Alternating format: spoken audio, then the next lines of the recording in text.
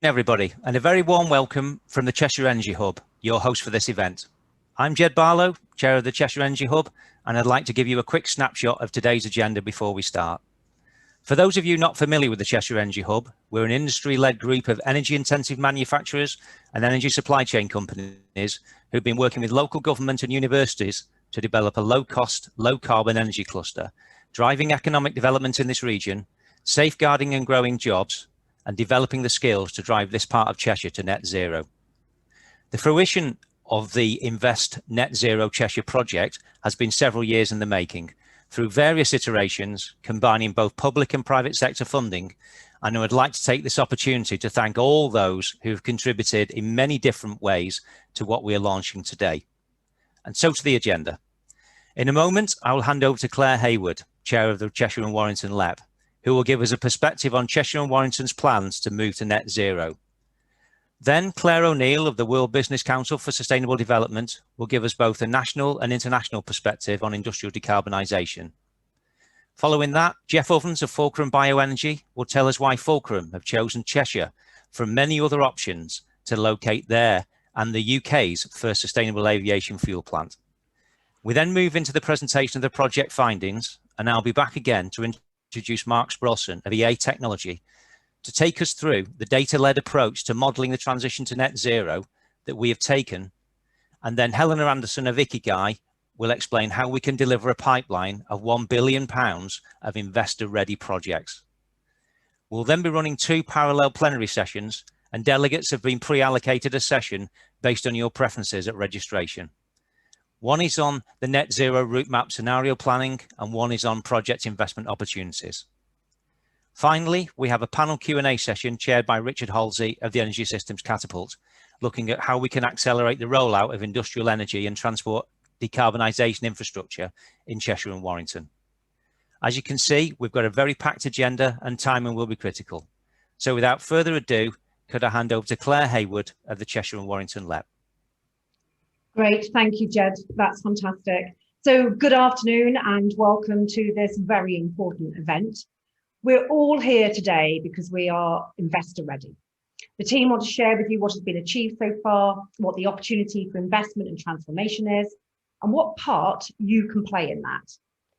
And as we all know, now is the moment to make the change required. Now is the moment to invest in that change, because this is our journey, our shared journey to net zero. So my name is Claire Hayward. I am the chair of the Cheshire and Warrington Local Enterprise Partnership, and have also spent the last 20 years running a global consultancy business based in Cheshire. So I'm absolutely delighted to be able to welcome you to this extremely important event. As we all know, climate change is the challenge of our generation. And around the world, we are seeing governments set ever more ambitious targets. Last week, the US government committed to reducing its emissions by 50% compared to 2005 levels by 2030. And last week, our government committed to a 78% reduction from 1990 levels by 2035. And we want to be net zero by 2030. 2030 is not far away. Can you remember what you were doing in August 2012? I know where I was on holiday, and I have a clear recollection of who I was with. Where were you in 2012? Because August 2012 was only 3,172 days ago. And 2030 is only 3,172 days away. And yet people are still talking as if it is a lifetime from now. It is not. And in the press release that announced the new US target, they said they aim to secure US leadership on clean energy technology. And really that is what this afternoon's event is about, is securing your leadership and engagement on green energy technology for Cheshire and Warrington. Cristiano Figueres, the public face of the most pivotal climate agreement in history in Paris in 2015, said, "This decade is a moment of choice, unlike any we have ever lived."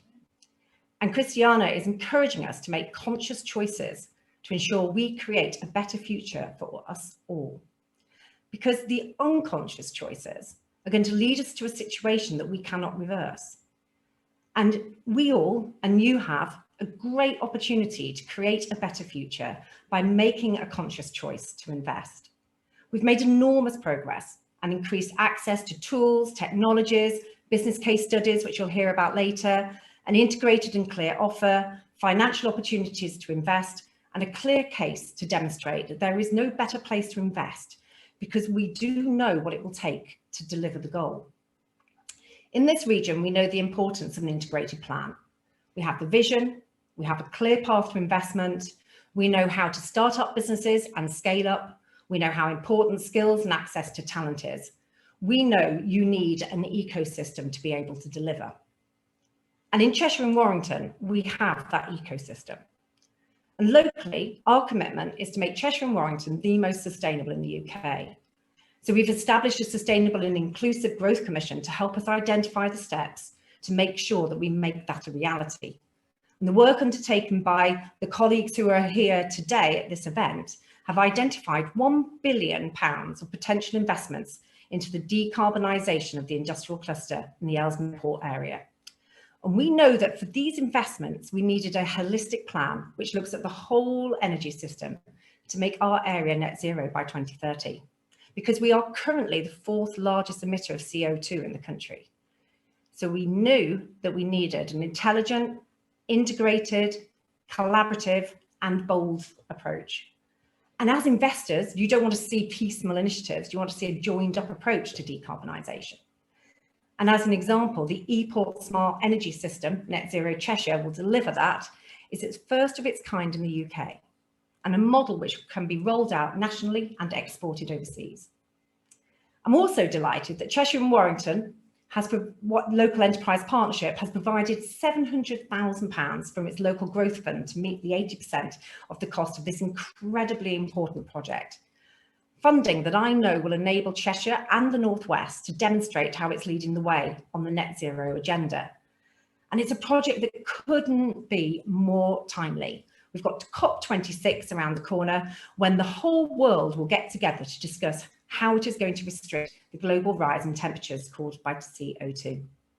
And that is our opportunity to show to a global audience what we can achieve locally and for the world.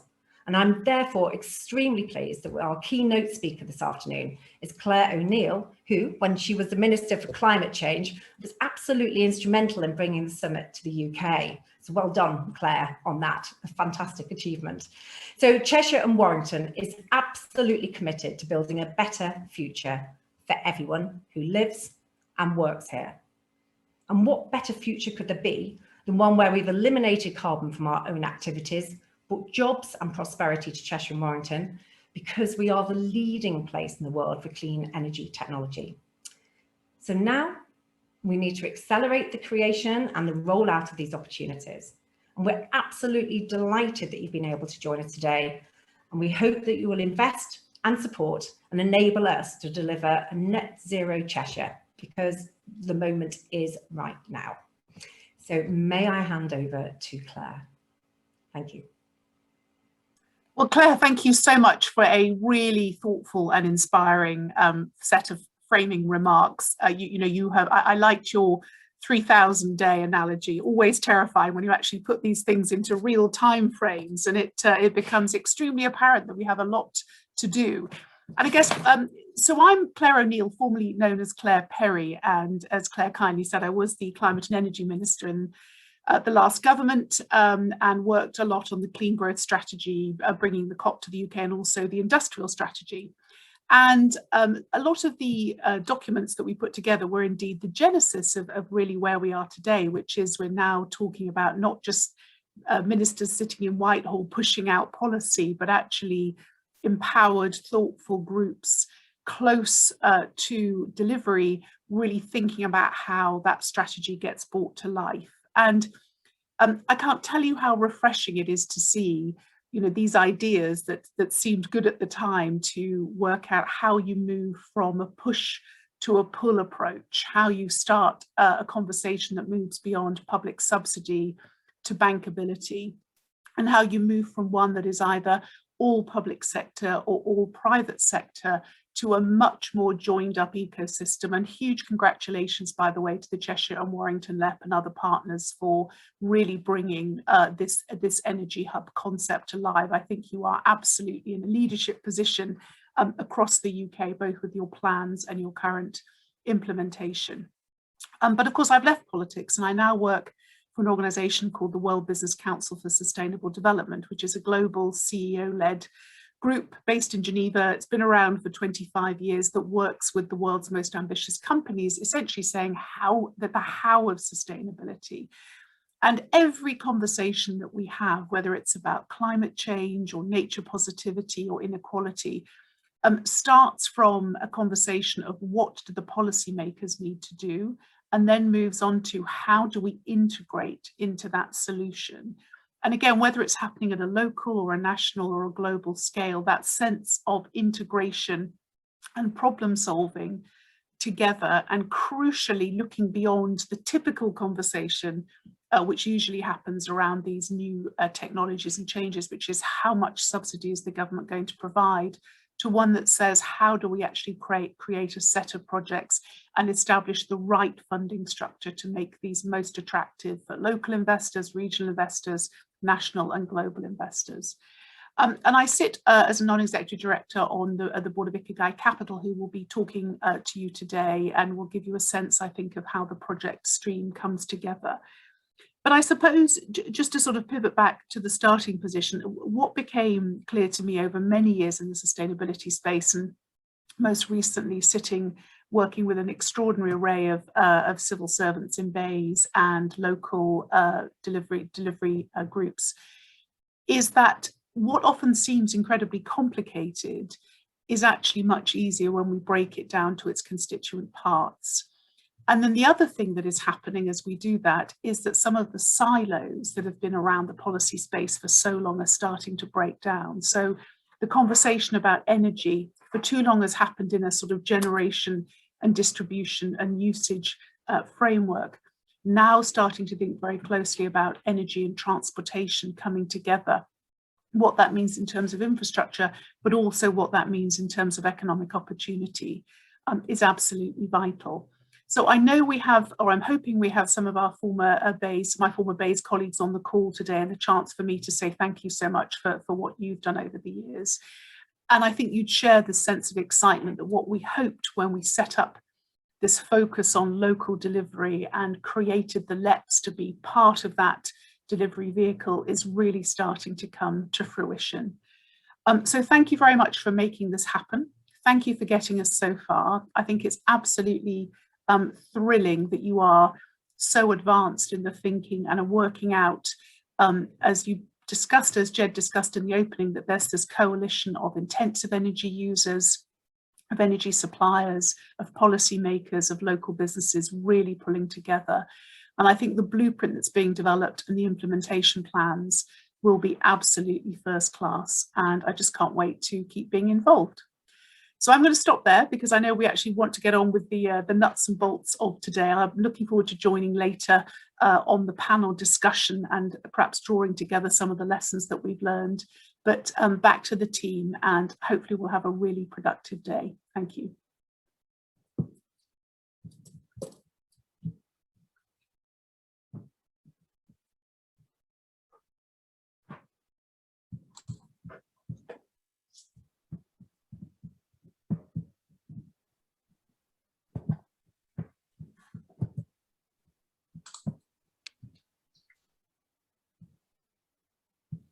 And actually, sorry, while I'm here, I realized that what I should be doing is now handing over to Jeff.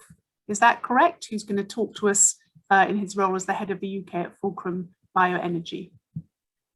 Yes, thank you. Sorry, very Jeff, much. my mistake. No problem. Thank you very much, Claire, for that. And also thank you to Jed and the entire Cheshire Energy Hub team for inviting me to speak today about Fulcrum. I don't have very long to talk, only a few minutes. This is a subject that I could probably talk to you all at great length, but I have a handful of minutes to quickly run you through who Fulcrum is, what we're doing in the US, our approach to project development, and more importantly, the plans that we have here in the northwest of England. So we are Fulcrum Bioenergy. We are a US-based company, but with a wholly owned subsidiary based here in the UK. We were founded in 2007, and over the last 14 years, we've been designing, developing, testing and demonstrating our waste to fuel process. And this process really consists of some key stages. We use the contents of your household bin, rubbish, trash, garbage, depending on where you are dining in from, and using that waste as a feedstock, as a resource, we can produce what we call low carbon transportation fuels, with a particular focus on the aviation industry, an industry that is very hard to decarbonize and has very little options other than liquid fuels for at least the next 3 decades, in our opinion. So during that 14-year development phase of the company, we've been developing and testing this process at various scales, and we're now at the stage where we have virtually completed the construction of the world's first sustainable aviation fuel facility using waste as a feedstock. And I think because of that robust approach to development, we've been very fortunate to attract a number of blue chip investors to our business that each bring a significant amount of value in terms of their experience, expertise into our company. At the bottom of the screen there, you'll see just a few of those investors, and you'll be able to realize that each one of those represents a certain part of our supply chain. So remember, we are a waste to fuel company. So at the bottom there, you've got waste management, Cathay Pacific, who is one of the first airline investors to come on board, Marubeni Corporation, who is one of our key development partners, and then from a refining perspective, we have BP, and from a funding perspective, we have the likes of City Ventures, and these are just a few of around about 10 investors that we have in our business. We have a focus on North America, as you'd expect, being a US-based company, but we're expanding that footprint now over to the UK. And in fact, the UK project that I'll touch on later is our first project outside of the US after a global search. So quickly on the process itself that I touched on, we use a variety of proprietary equipment under license. And essentially what we've done is we've integrated these pieces of technology into a process to produce the fuel. So in summary, there are 5 steps, starting with the waste processing. So we get that black bag of waste and we put that through a sorting process that essentially removes all of the materials that can be easily and readily recycled, particularly the plastic fraction. It also removes the ferrous and non-ferrous metals, glass, and also some inerts. And what we're left with is a very high biogenic content, high calorific value feedstock that we call an engineered feedstock for the downstream process. So we take that engineered feedstock and we put it through a gasification process where it converts a solid into a gas that mainly consists of carbon monoxide and hydrogen. We then clean that syngas to remove any impurities that were not removed at the feedstock processing stage. And then once we have a very clean syngas that we're happy with, we put that across a Fischer-Tropsch process that converts that gas back into a more solid form, in this case, a hydrocarbon, FT liquid. And then using traditional refining methods, we can then upgrade that FT liquid into the fuel of choice, which in our case is aviation fuel. In the bottom corner of the screen there on the left-hand side is an image of our facility in the US. This is called the Sierra Biofuels facility.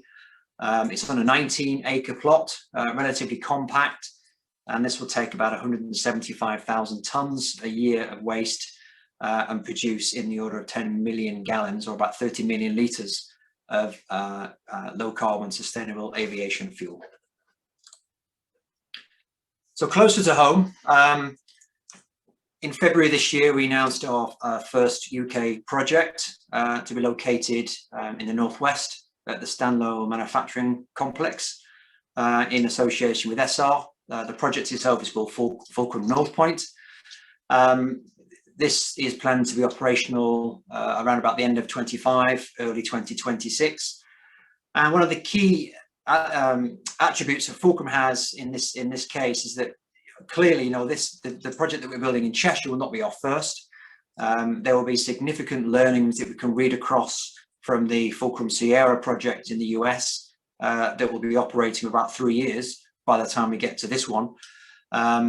So again, we're in a strong position to minimize risks, both in terms of how we scale up, how we finance, and how we operate. As Jed mentioned earlier on in his opening remarks, we chose the northwest of England after a global search. So not only did we choose the UK, but we chose the northwest for our first non-US project. And really, it was a combination of the world-class infrastructure associated, particularly with Ellesmere Port. And when I say infrastructure, that includes the various modes of transportation that are at our disposal to bring in the feedstock and to take the product away, both in road, rail, water, and indeed pipeline, to direct pipelines to airports, which is a very unique attribute to this particular site. And as well as the hardware and the assets in the area, clearly, there's a legacy history with engineering, particularly in terms of fabrication and other types of skill on-site activity. And also the complementary projects, they're either in place now or are currently in an advanced stage of development, such as the low carbon hydrogen with HyNet and associated CCS, carbon capture and storage, zero carbon electricity, and clearly next door with the Protos site. So all of these, the various projects, they either produce or can use similar types of feedstocks and utilities that our project uses, particularly things like low carbon hydrogen and low carbon electricity. So again, a lot of overlap and a lot of synergy. And again, it goes a long way to explain why we chose this part of the world and indeed this part of the country. So with that, I will hand back over to Jed. Thank you.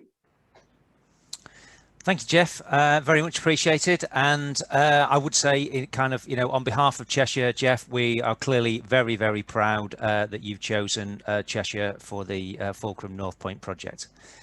So I just wanted to give you very briefly to introduce the session on the scope of the project on behalf of the team. Initially, we had two main objectives with the project. Firstly, to model and map out a transition for all energy vectors from today's West Cheshire industrial carbon emissions towards 2030, so that we had an aim of becoming this part of Cheshire, becoming the UK's first low carbon industrial cluster. And then secondly, to specifically identify those industrial decarbonisation projects which would facilitate that transition and to present them to you in an investor friendly way. And then finally, we wanted to look at the potential for a local smart grid for the region, which would encompass local peer-to-peer energy trading, but in the knowledge that this would be a medium-term objective rather than a short-term objective, given the current regulatory constraints around that kind of approach. So to talk about the net zero modelling work, I'd like to hand over to Mark Sprawson of EA Technology. Thanks very much for that, Jed, and good afternoon, everybody. My name is Mark Sprawson, EA Technology, and EA Technology's mission is to promote the development of resilient, accessible, low-cost energy networks globally and accelerate the transition to net zero. So as you can imagine, we were really excited and happy to be involved in this particular project on our doorstep, basically, in the Cheshire area. So I'm just going to talk very briefly about how we, along with the Energy Systems Catapult, have modelled the pathways to net zero. So let's start off with why. Why here and why now? As Claire Haywood said in her opening remarks, Cheshire is one of the highest emitting areas in the UK. And recent studies have shown that the amount of emissions associated with the industrial and business sectors are around about 20% of the UK's total. So clearly there's an imperative, if we've got any ambitions to achieve net zero as a nation, which clearly we do, to really focus on industrial decarbonisation as soon as we possibly can. And Cheshire therefore seems like a perfect testbed to move forward. There's also a good mix of energy customers within Cheshire. There's some big industrial customers. There's also some areas of fuel poverty. There's real benefits that can be reaped from actually having a smart integrated system that Jed described. Also, there are lots of activity already going on within the region. So there's some already planned or indeed already commenced, which provides us with a great opportunity to engage with customers who are already aware of that, to build projects that are complementary in their nature to the ongoing work.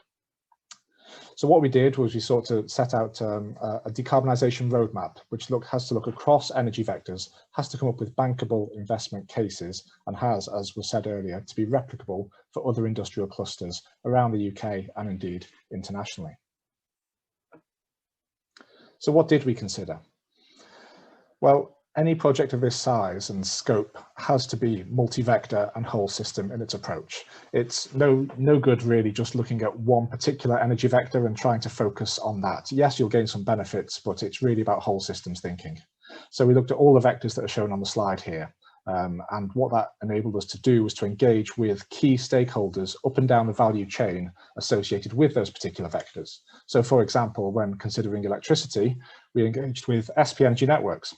As the local distribution network operator, they've got key insights into how the network needs to develop over the coming years. We engaged with Cadent on hydrogen and their HyNet offering, and we engaged with Peel regarding their Protos development, for example.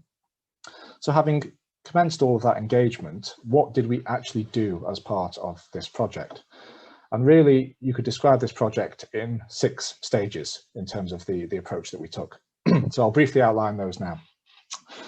We started off with stakeholder engagement. I mentioned earlier that there's a lot of already engaged stakeholders within this area because of the ongoing work in the energy space. So what we sought to do was to capitalise on that and to really get under the hood of what some of the stakeholders within the region were already looking to do to decarbonise their own businesses. So we carried out interviews with them to understand their energy use, to understand what their ambitions were in the space of decarbonisation, and to focus any initiatives around their business needs, ensuring that remained core to any recommendations we were making or any activity that we looked to progress through the project. We then moved on to doing the stakeholder modelling stage. This is where we modelled appropriate elements from the stakeholder. So for example, if there was an industrial customer who was looking to decarbonise through electrification of their heat process, for example, then we will conduct electrical modelling. If they were looking to use their waste heat that they generate and pass that out and maybe form part of a local heat network, then clearly we do some modelling on heat. So what we did was we tailored our modelling approach depending on the individual stakeholder who we were liaising with. We then interface this with the other projects in the region, so that the strong bedrock, if you like, that I mentioned earlier, that already exists for the large-scale infrastructure projects, to ensure that it was all complementary with the existing work. We understand that this project hasn't invented decarbonisation for Cheshire. We need to make sure that what we're advocating works holistically with the other projects that are already either in progress or in pipeline to ensure we achieve the best outcomes as quickly as we possibly can. The third item then was to try and identify individual stakeholder projects. This is where we looked at the individual impacts and developed outline business cases for projects within individual stakeholder premises.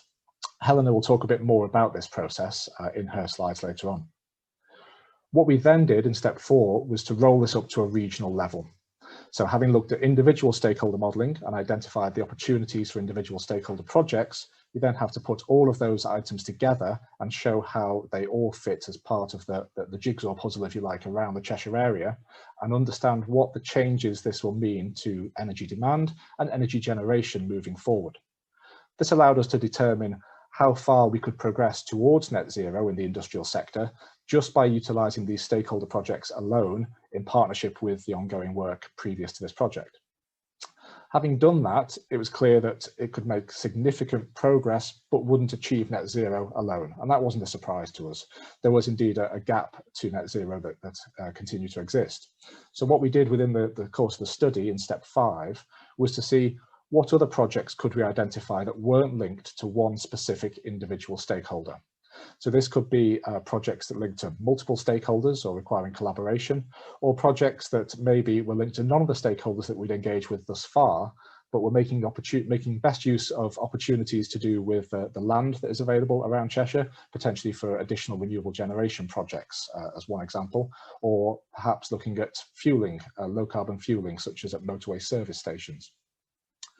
Finally, having analysed all of those projects on top of the original projects that we looked at in step 3, we again pull that all together for the final regional modelling in stage 6. This was looking at the collective impact of all of the projects and seeing how close that then gets us to net zero. This also involved looking at potential infrastructure solutions and indeed energy trading solutions that again Jed hinted at in his comments earlier. So we looked at, for example, the benefits and indeed the challenges associated with more wide-scale adoption of hydrogen. We looked at the levels of electricity grid reinforcement that will be required by SP energy networks to facilitate some of this decarbonisation in the electricity sector. We looked at whether peer-to-peer trading or indeed private wire and microgrid scenarios could yield value for money for individual customers sat in those particular areas. And then we looked at the emerging regulatory landscape around the sharing of capacity and local balancing of generation and demand that can be done, making use of the local distribution network, but doing it in a way that shares contractual obligations in terms of access to the network between multiple users. And all of this is very much innovative and evolving thinking and will require the updates to various regulations and policies moving forward. And we await to see how Ofgem, what Ofgem's publications around the significant code review in this space are later in the year. So what did we find having done all of that modelling? What we found was that there are significant opportunities to reduce the industrial carbon emissions as expected. So this graph here shows, as we move through time, through the decade, the starting emissions level on the left, which is just under 1,200 kilotons of carbon per year. And each of the individual boxes, as we go along, shows in a waterfall way how the individual projects contribute to the decarbonisation. So we've identified and roadmapped this sort of timeline for all these projects to come on stream. And what we can see is the continued improvement that we achieve in terms of carbon emission reduction. And by the end of the decade, in 2029 there, we can see that we've actually reduced the industrial carbon emissions by more than 2/3. There is still a gap that exists. We accept this isn't the answer to everything for Cheshire, but it's significant progress. And this is the emission reduction associated with the projects identified within this study and the pre-existing work that's already in play, the likes of HyNet, for example. So how can we then fill that gap, that last sort of 450 or so kilotons that still exist in 2029? There's still more opportunities to use green hydrogen and to expand HyNet. There's opportunities for local industrial heat networks. There could be more local low carbon generation, and indeed the continued decarbonisation of grid electricity could also play a part. So that's all for the future, but the key thing is to continue along this journey, along this roadmap, to achieve those reductions that we're forecasting for 2029. So in summary, the study has identified at least 18 individual projects, which in concert can deliver almost 3 million tonnes of carbon emission savings by 2030. And going forward from 2030, we estimate over 500,000 tonnes of carbon emissions will be abated annually as a result of these projects going live. The amount of investment that's required, both in terms of new inward investment and indeed upgrades to existing infrastructure, could amount to approximately 1.5 billion by 2030. And we foresee over 1 gigawatt of installed renewable energy generation capacity by 2030 as well. So these are big numbers and really, really positive, challenging, but positive steps moving forward for Cheshire. All of the above complements the existing projects, such as Protos and HyNet, that I've said are already in play and are vital parts of the jigsaw to achieve this overall outcome. And as was said earlier, Cheshire's leading the way here, but this methodology, this blueprint, can be replicated elsewhere. The other industrial clusters within the UK, and indeed what we should be saying at COP26 is how we can internationalise and really export this great methodology, this great knowledge base that we've generated through this project. I'd now like to hand over to Helena to look at the pipeline of investable projects. Thank you. Thanks very much, Mark. Good afternoon, everyone. My name is Helena Anderson. I am one of the founders of Ikigai, and I also sit on the Cheshire and Warrington Sustainable and Inclusive Growth Commission, which is another one of the key stakeholders in this. Along with Claire Hayward, we're both on the finance subcommittee of that organisation. The role of Ikigai on this project was to focus on a net zero investment plan. And so what I'm going to do in this session is dive a little bit deeper into how we put that plan together, what the pipeline of projects looks like, before we go into breakout sessions where you'll hear more about the individual projects in that pipeline. Hopefully I can move the screen. Yes. So for those of you who don't know who Ikigai is, we are a net zero bankability consultancy. We're focused on clusters, cities, and industrial decarbonisation. And Roberto and I founded Ikigai in order to bridge the gap between investors, technology, demand, and government policy and government bodies. We wanted to try and unlock capital investment into sustainable and inclusive regional growth. And I think the key point I want to make here, and it is implicit in everything that we've done on this project as a consortium, is that this project is not about reports. This project is about delivering investment and projects on the ground in a collaborative way. And so throughout this 6 months or so that we've been working together, we have worked directly and assisted more than 25 local stakeholders across industry, agriculture, existing generation, logistics fleets owners, local authorities, tenants that are looking to relocate to the area, existing suppliers, the local water utility, United Utilities, social housing associations, to understand what it is that is their role in delivering net zero and how we can work with them to attract the investment necessary, both public and private investment, to secure the opportunities to deliver that net zero outcome. That's involved more than 150 hours of participant interviews. So not just with local stakeholders, but also with potential delivery partners, technology partners, existing electricity suppliers, as Mark mentioned, in order to form a picture of what would be the bankable pipeline of projects that could be delivered. And the starting point for that was to put together a series of core principles that guided our way in determining what would be what we've been calling storefront projects. Storefront because this, as Mark says, is not the be all and end all. This is the beginning of a journey towards net zero. And what we hope is by identifying nearly 20 projects, those will act as catalysts for investment into further pipelines of similar projects and also spur innovation and creativity around other types of projects also focused on net zero. So the key principles are on the screen here that we focused on. I want to deep dive into a couple of them because I think they're really important for everyone on this call to understand. Mark has already mentioned that this is a multi-vector, multi-technology, integrated energy and transport decarbonisation project. So there are projects here that focus on power, also focus on heat and fuel, transport decarbonisation. And it all starts with looking at demand reduction, looking at how we can optimize existing operations. Those are the sorts of no regret investments that are always going to be the first priority in looking at opportunities to deliver projects. We focused on immediacy, scale, and replicability. Simply because what we wanted to do is get moving now. Quick wins for Cheshire, quick wins for stakeholders locally.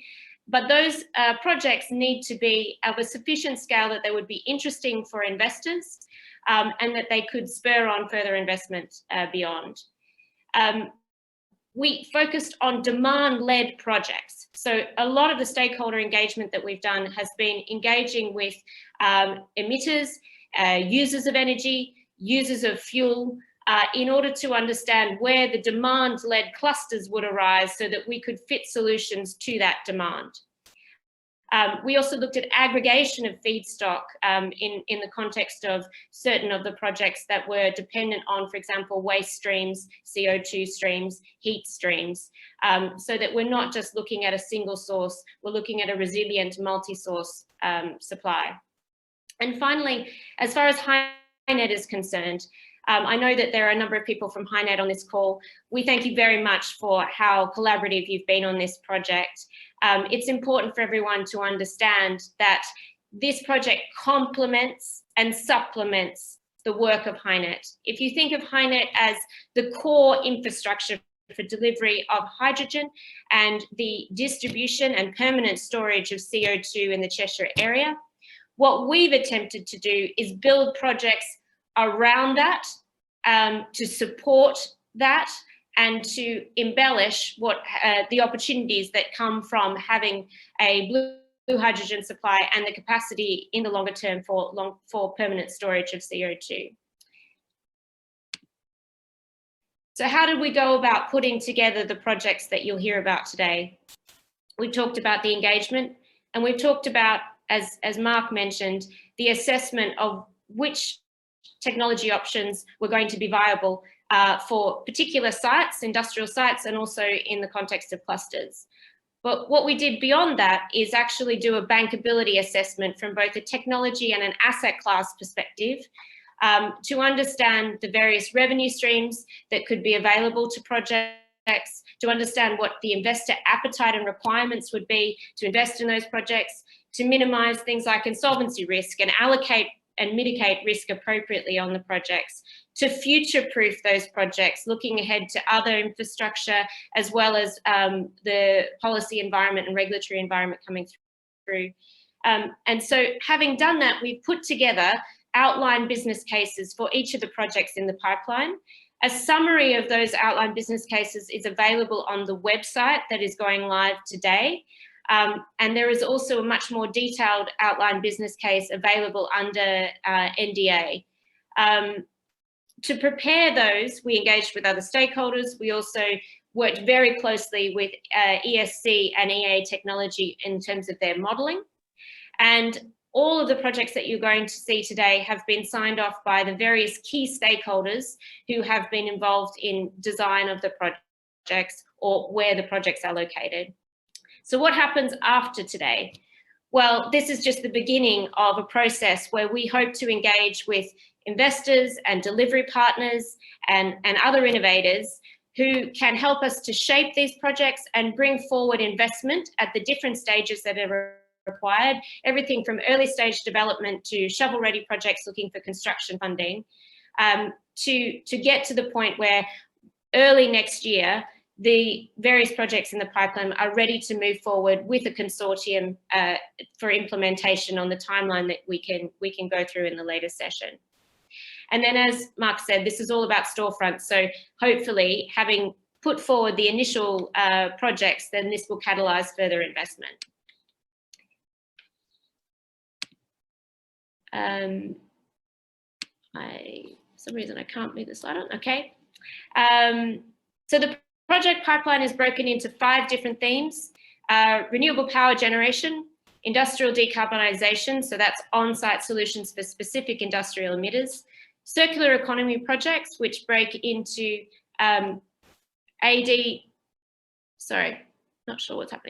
break into AD projects and carbon capture or carbon sink projects. Transport decarbonisation, which is a combination of conversion of fleets, thank you very much, conversion of fleets, and also a combination of different refuelling options in public hubs, so both EV charging and multi-fuel solutions, as well as enabling infrastructure in terms of heat networks and possible electricity trading solutions. Just moving on this slide, if Peter could do that. So the way in which you can engage with this project is multiple, whether that's in terms of investment. So we're looking for direct investment into projects, as well as potentially a portfolio-based investment for those who are interested in a multitude of different technologies. There are opportunities for community investment, as well as municipal bond investment, and grants and potential impact fund opportunities as well. We're looking to engage with landlords in the area to understand whether or not there is further available land for particular projects, as well as other industrial tenants who would like to see these sorts of solutions implemented on their properties. We would love to hear from further demand, so further demand for power, heat, fuel, and also vehicle conversion, because by aggregating that demand, we obviously can encourage further investment. We think we understand where the majority of the feedstock for food, both industrial and municipal waste and agricultural waste may lie in the area, but we are always keen to hear more. So if you are in particular an industrial food processing company, we'd love to hear from you. We haven't specifically designated any one technology within these solutions. And so the next stage will very much be about engaging with delivery partners, innovative technologies that are proven but not necessarily commercially scaled yet, strategic investors who have the capacity to provide technology that is tied to investment, and also technologies that enhance the performance of projects. We'd also love to hear about tenants, potential relocating tenants. If you'd like to move to Cheshire and you would like an energy solution bespoke for your needs, then let us know. Finally, if I can show you what the website looks like, if we can just move on to the next slide.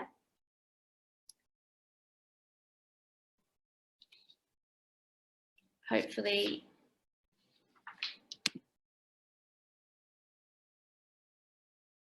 Well, anyway, I will tell you about the website while we're getting that slide up. On it, you'll be able to see the route map to net zero that Mark has already described. Here we go. You'll also see a map of all of the projects that are in the pipeline. You'll be able to click on that map and access the project summaries. It gives you the ability to get in touch with the relevant project partners if you're looking to collaborate with us, to provide innovative technology or solutions, to invest in the projects, or to relocate to Cheshire in order to take advantage of the net zero opportunities. So I think the idea now is that we're going to move into 2 separate breakout sessions. They will be split automatically, so there's nothing that you need to do. The first breakout session will be in relation to net zero mapping and conclusions. It'll be hosted by EA Technology. And the second one will be hosted by Ikigai and ESC. And we're going to look at the investment pipeline in more detail. To give you a bit of a chance for a break, we're not going to start for a couple of minutes yet. So we'll take a break for about 3 minutes, and then we'll see you all in your relevant breakout room.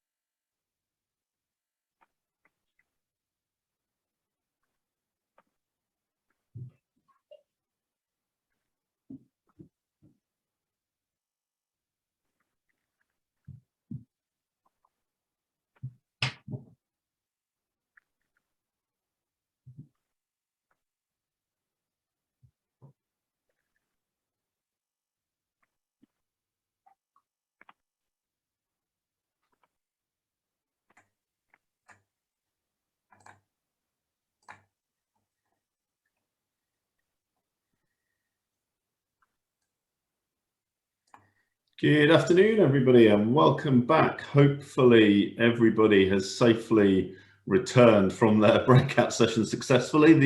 The Zoom participant numbers seems to suggest that we are all safe and back. I can see quite a few people back, which is great. Hopefully everybody found the breakout sessions really informative and have given you some insight into what's been done, the challenge and the opportunity. My name is Richard Halsey. I'm a director at the Energy Systems Catapult, and our mission is to catapult the innovation and to open new markets and realise opportunities for the UK from decarbonisation and clean growth. And this project, I think, has been a really fantastic opportunity for collaboration, and what it seems to be developing shared foundations for both accelerating industrial decarbonisation, but also the delivery of net zero in Cheshire.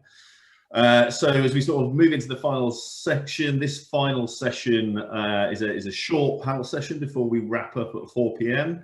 I've got a few initial questions, but if people have any questions that they would like to put to the panel, if they want to kind of put those into the chat, and I will try and extract from that and put those to the panel using kind of chair's prerogative. I'm joined by 4 great panelists, and I just want to give them a quick introduction. So I'd like to welcome back Claire O'Neill. So welcome, Claire. I think you're there. Hi, Richard. Yes. Hi, Claire. Hello, all. Back. And also just do a quick introduction to everybody else. So also to welcome to Miles Kitcher from Peel. Miles, do you want to do a quick introduction? Good, yeah. So good afternoon, everybody. My name is Miles Kitcher. I'm Managing Director of Peel NRE. So we're a developer across a range of renewables technologies, and principally, as far as Cheshire's concerned, we're the developer around Protos. Brilliant, thanks, Miles. And also Helen Boyle from Kane Gas. Helen, do you want to do a quick intro? Yeah, thanks, Richard. Good afternoon, everybody. Helen Boyle, I'm the Regional Development Manager for the North West and the West Midlands at Cadent Gas, focused on helping the transition away from fossil gas to green gases, including hydrogen. Brilliant, that's great, Helen. And finally, Mark Gowdy from SPEN. Are you able to do a similar quick intro? Yeah, sure. Good afternoon, everyone. My name is Mark Gowdy. I'm the Distribution System Operation Manager for SP Energy Networks, particularly looking after our next Rio price control and preparations for that.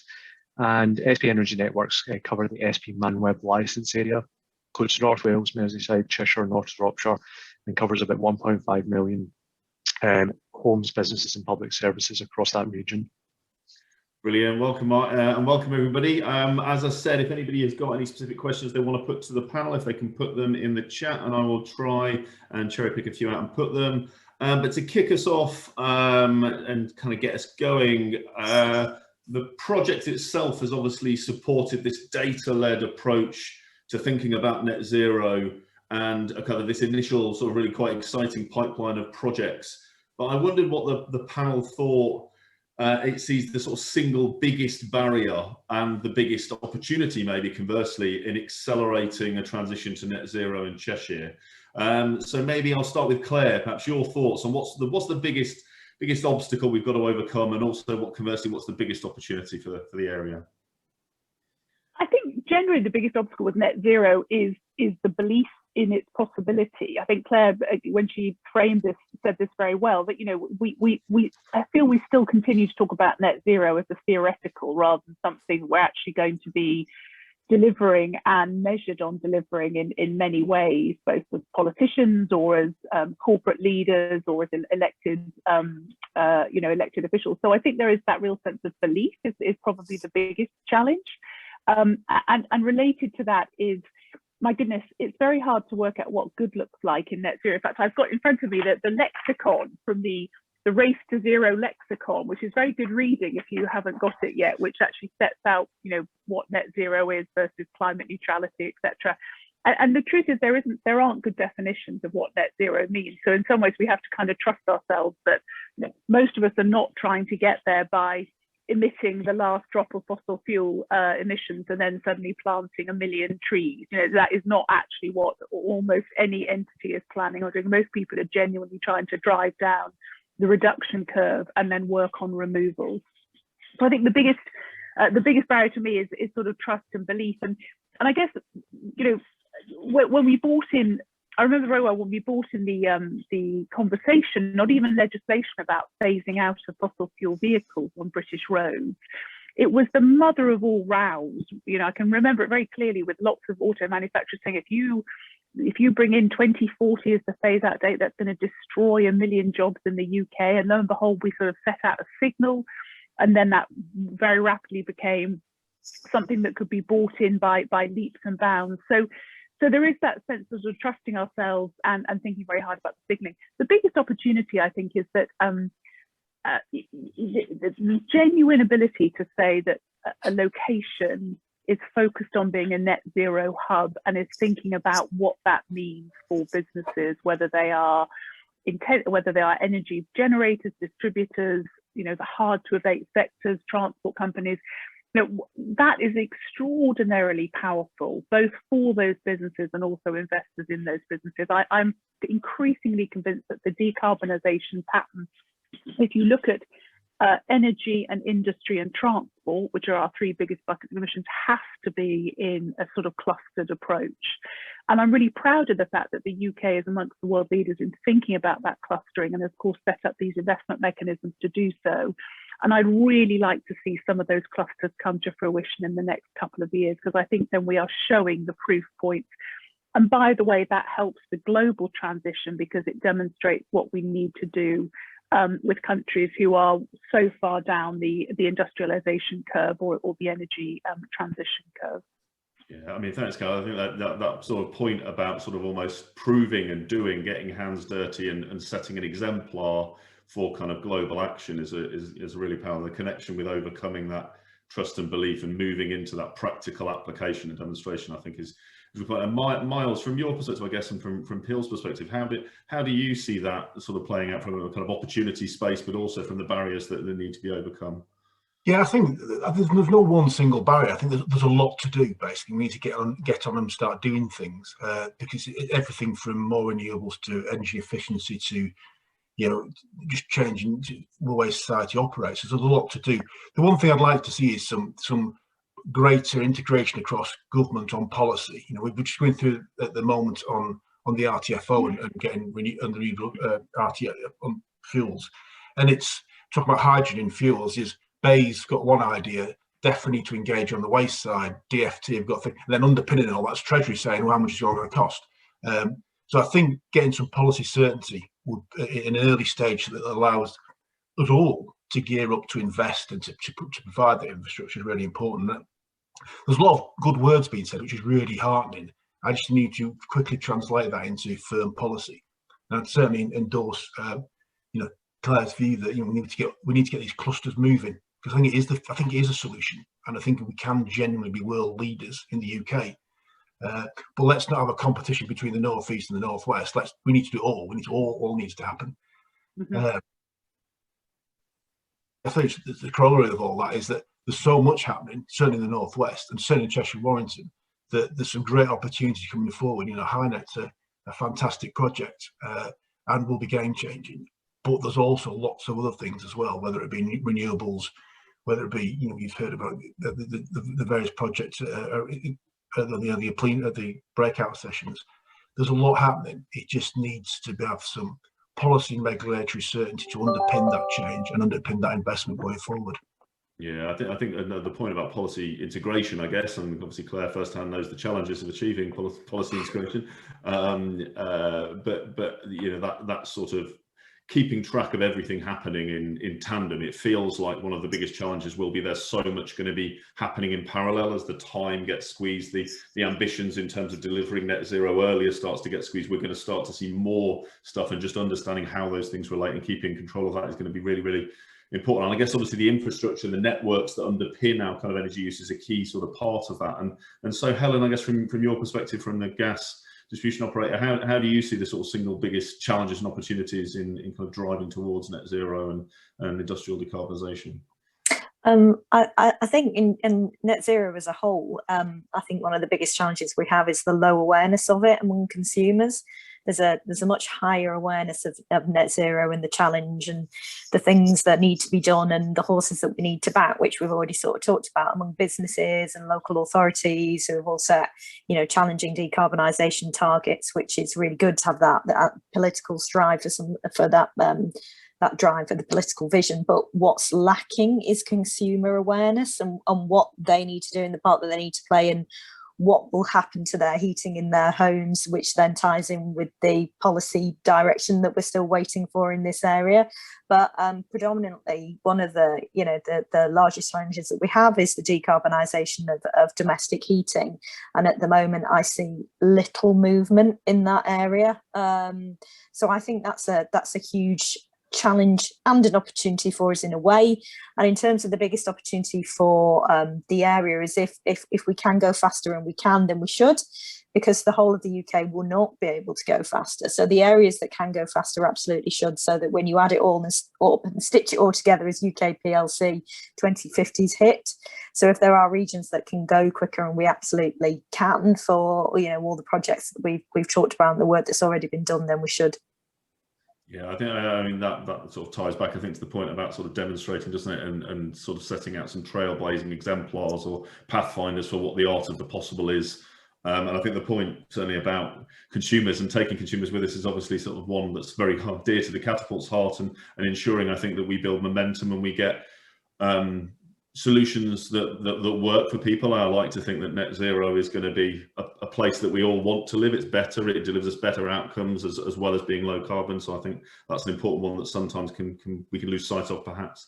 And Mark, I guess from a sort of the distribution network operators sort of perspective, how do you see that? And I guess you have sort of similar sort of challenges, but a number of different aspects and facets to the problem from your perspective. I think there's probably a phasing to the challenge in looking broadly across all consumers to make sure there's an equitable outcome, because the transition is for everyone, really, and it's that idea is trying to give that freedom, the ability for individual customers to be able to choose to decarbonize. So whether it is through, if you take some of our kind of projections out to 2030, 2050, if you look at the choice of installing a heat pump through to the choice of purchasing an electric vehicle and being able to use that in the domestic home, there's kind of two layers here. One is that areas like this region in Cheshire have a fantastic opportunity to test some of these market models, these infrastructure models that overlap between different sectors and different approaches.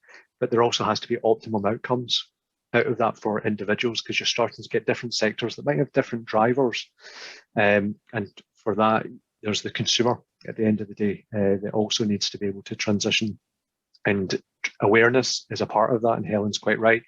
It's also the options that the consumer may have in future, and making them aware of the choices that they need to make. If I take it for us, is that we've got a huge challenge on enabling this, what we're predicting to be substantial growth in heat pumps and electric vehicles, but at the same time making targeted interventions across our system while deploying new flexible approaches, which aligns with some of the market and commercial structures which are being discussed as part of this project. So again, it's we're not just putting in more cables, we're looking at some of those flexible solutions, those network options, but also the data that we can provide to other parties to help them optimize and to help them make best use of the assets that they have. Yeah, I mean that's really important. And we're sort of there's challenge there, I guess, for you in sort of getting hands dirty and learning by doing, but also thinking strategically about what that might mean for networks over sort of longer term time horizon, which I think obviously the project team sort of touched on a little bit earlier. And I can see actually there's a load of questions sort of emerging in the chat, so I might start to try and cherry pick a few of them. A good one from Robert about the desire to utilise our own local resources and the private sector investment to drive the transition, but recognising that we're going to need some central government support and intervention to kind of complement that. And so what does the panel think that national government should be doing to support that? What are the further steps maybe it should be taking that it isn't taking beyond setting sort of targets around emission reduction, perhaps? So what are the measures and steps and interventions that might be taken? So perhaps Claire, if I go back to you. Yeah. Well, I was wryly listening to Miles's point about joined up policy. I mean, goodness me, it was ever Miles, and actually to sort of share, I think one of the really successful joined up policies we delivered, and I think there's a lesson in here, was the offshore wind sector deal, where by getting the Treasury to commit to term out a demand structure, by getting the developers and the investors to commit to provide and also to onshore some of the manufacturing capability, and I chucked in a gender workforce target as well. We dropped the cost of capital for offshore wind projects dramatically. And the next auction we were buying offshore wind at the price of new gas. So I think in a way it's finding those sweet spots in government that really want to drive it forward. And you mentioned hydrogen. I know BEIS is, and hydrogen was a conversation when I was there just a couple of years ago, but that hydrogen has become such an important focus for BEIS, and I think increasingly across government. So it's finding the sweet spot of activity that can do that heavy lifting for you across government. But also, I think there is such huge merit in having these clustered, these proof points, as I call them, where in a way you go back to government and say, look, we've joined up.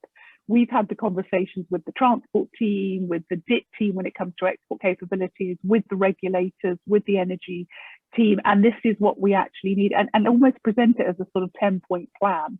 Now, this is what we need from you.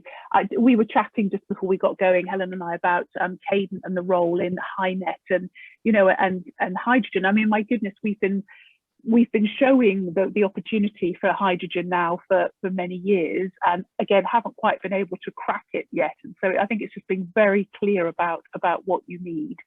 But I also, just to finally pick up on the point about private investment, I think this challenging this assumption always that this all has to be done, which you are doing from government subsidy and, you know, regional development resources. These projects are bankable if you can get the right mix of risk allocation, and hopefully this came out in some of the breakout groups with the Ikigai presentation. Get the right mix of risk allocations, then we can get in new funding resources and new investment. And then you can really start to make it fly, because you're going to the government, if you like, with a solution and showing them where their role is. It's not a lack of will or skill. You know, I civil servants work their socks off, and I know ministers are very focused on the success of these. It's just that it's really complicated, and people run out of ability to sort of understand the challenges on the ground quite quickly, and then get dragged off to do 100 other things. So focus, private sector investment, showing them what the success is, and saying, but we need these 5 things from you. Make it very simple for people to respond. Yeah, I think that's kind of obviously, and I guess as the net zero challenge creates this complexity and the connections and the relationships between things, that sometimes defining the gap that the public purse maybe needs to fill is quite difficult. And, yeah. And I guess, Miles, from your perspective on that, how do you see what would be on the wish list from you? Is there a perspective on in addition to integrated policy, is there any other things that could be doing to support Cheshire's net zero ambitions? I think, the obvious, hydrogen is the obvious, where there needs to be some public sector intervention to set the price, so creating business models for hydrogen, and it's the debate's incredible. There's a demand side discussion that say we want hydrogen at X price if we're going to change, and there's a supply side. Well, if we're going to supply it at that, we need some form of intervention. But it's no different to the early stage of the renewables. Early stage, the ROCs were there to subsidise onshore wind till it got to a state where it got to parity with the alternative. I just think there's a little bit of care of unintended consequences here. That there's a great debate about grey, blue, turquoise, pink, green, hydrogen. We really just need hydrogen production in day one, and so we need to get hydrogen to stimulate the demand side. So it is complicated, and I think it's not a will, and there is a cost. But the big, I suppose, uncertainty at the minute is around how we're going to incentivise carbon capture and storage, because we are going to need that in the short term as a transition. How we're going to get a sensible price for hydrogen and encourage fuel shifting. And there's a lot of work being in the Northwest. I would say the Northwest leading in that debate, but there's still, Helen will know far better than me. But there's still a way to go. Yeah. Yeah, I mean, that's really, really helpful. I mean, I'm conscious of time, and we've got actually a barrage of questions and about 3 minutes left. So there's an interesting one from Patrick Alcorn at BEIS. I'm not quite sure I understand it, so it might be worth a bit of colour. Can you go faster if you're not one of the first industrial clusters? So thanks, Richard. I think the question for me is, we have an industrial decarbonisation strategy that has a 2+2 approach. There are more than 4 industrial clusters within the UK. How much is all of this dependent on being one of those first 2 or those first 4? and how much are you pulling in wider investment? You're using heat networks, all of those other funding streams that are available to keep this up, and the industrial clusters is the accelerator rather than the core funding. So Richard, it's which drives which. Richard, I know I'm not on the panel, but do you mind if I say 2 seconds on this, just because we are involved in other industrial clusters and non-industrial, official non-industrial clusters across the country. All of the projects that we have identified as part of this investment plan are not in any way dependent on being an official industrial cluster. It just so happens that the industrial clusters reflect the intensity and scale of demand and emissions across the UK. So we would like to see this replicated across the country, and therefore it is not dependent on being part of some sort of special government scheme. It is, each of these projects are designed to be bankable and wash their own face in accordance with the existing revenue support from government and the right commercial revenue streams available to the projects. Yeah, thanks Helena for interloping. Final couple of minutes. Any other perspectives kind of on that and the challenges, I suppose, around when you are or not part of the industrial cluster? Helen, I guess from your perspective. Yeah, if I just pick that up, because I understand Patrick's point, and it's good to hear what Helen has just said.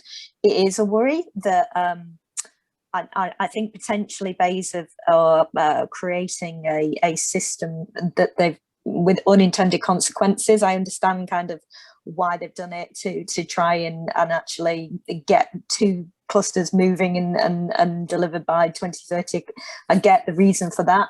The concern that we have, and as members of the consortium behind HyNet, were concerned that actually you need all the industrial clusters, you need everything happening to reach the net zero to 2050 or an earlier date.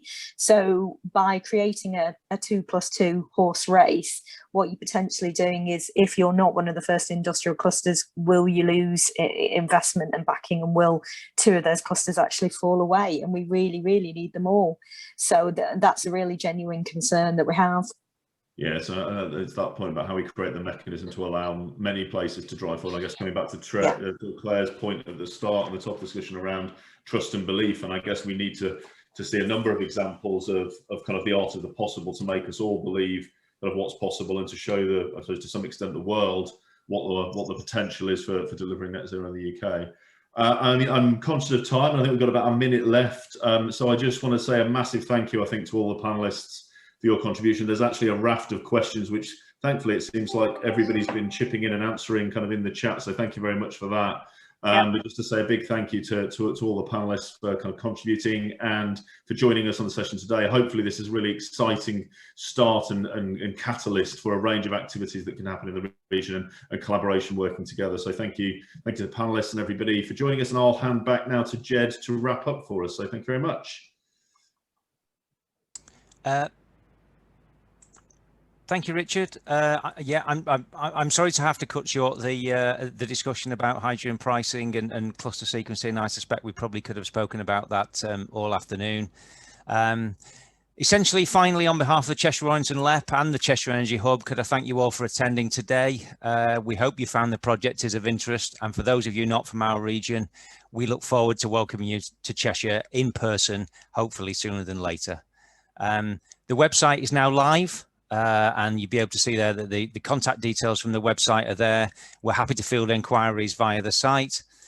Please come and talk to us. We like to feel we're a very friendly bunch here in Cheshire.